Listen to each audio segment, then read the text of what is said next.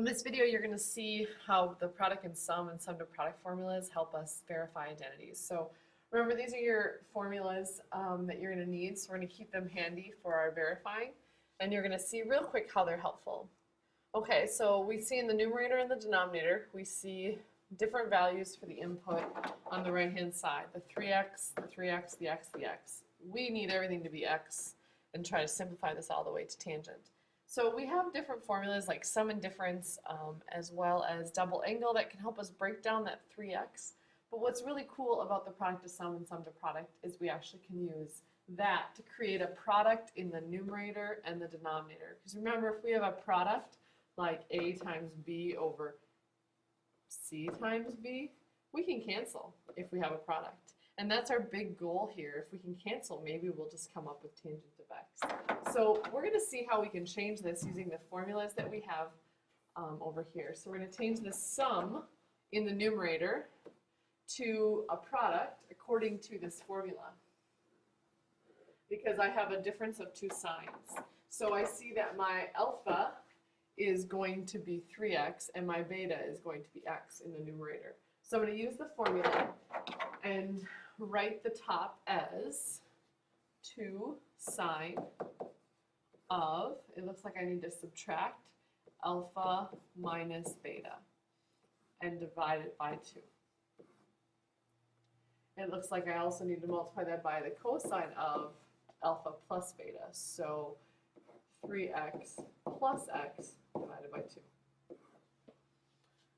I'm going to simplify this out before I officially replace it, because I think that's going to help me just keep it clean and not make any errors. So it looks like I'm going to have 2x over 2, and then cosine, it looks like I'll have 4x over 2, and both of those will simplify. So my numerator becomes pretty simple, sine of x, 2 sine of x cosine of 2x.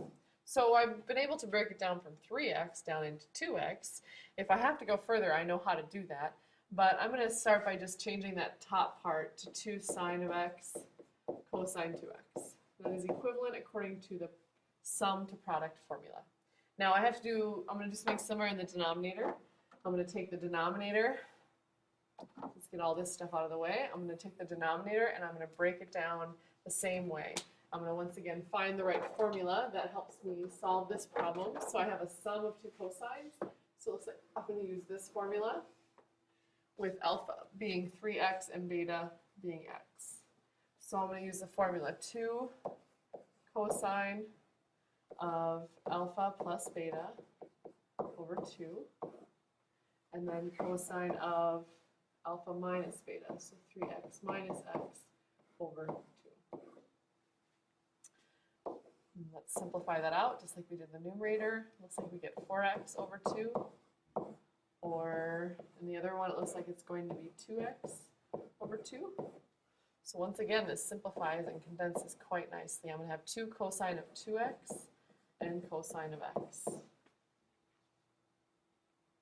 So the denominator will become 2 cosine 2x and cosine of x. And I'm already seeing how this is going to be helpful to me. So I've only used the sum and difference formulas to change, sum to product formulas to change these guys to a product. This helps me tremendously because now I can simplify. Those will cancel, as will the 2's.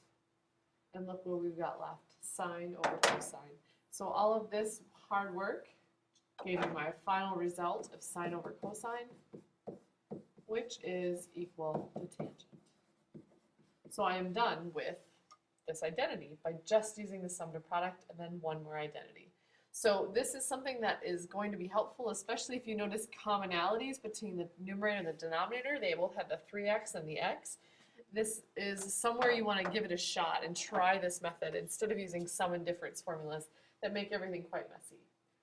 So let's take a look at example 7. So we have something similar. Once again, notice the similarities. We have 3x, and we have x and x. So if we use the sum and difference formulas, the product to sum to product formulas, we'll have similar alphas and betas, and we might end up being able to cancel again. Okay, keep in mind our goal actually is tangent of 2x. So let's give this a shot, see if it helps us. So we have the sine of 3x minus the sine of x. So we have a difference of signs.